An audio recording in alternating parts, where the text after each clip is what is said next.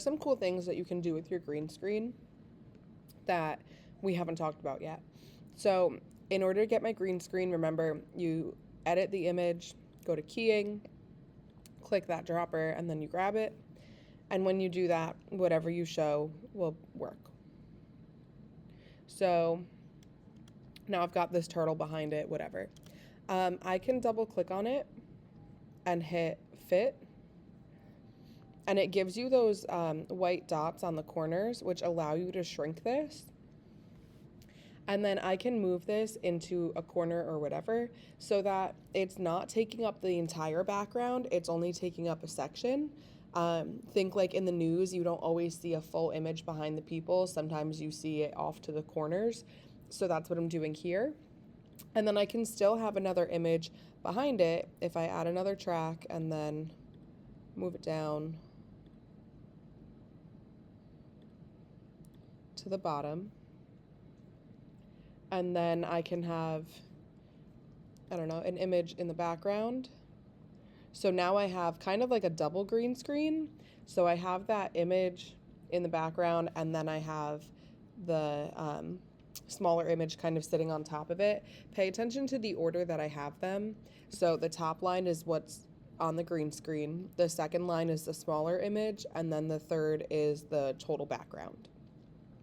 There's also some cool things if you go into videos on WeVideo. There's a whole green screen section that you can also use and manipulate. So if you wanted to have like kind of that preset background, like maybe you want, I don't know, traffic in the background, you can again go to keying, get the color dropper if it decides to work.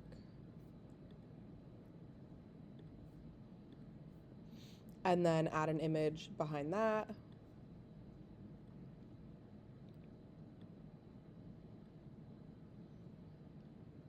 And now you've got that going on. So play around with some of the things. In videos, like I said, in the green screen section, there's a lot of different options that would probably work pretty well for what we're editing in the news. So feel free to use it. Take advantage of that stuff. And like I said, you can double click to edit. And then if you hit transform, you can fit. You can also do some animations with them, so telling it where to start by dragging it, telling it where to end.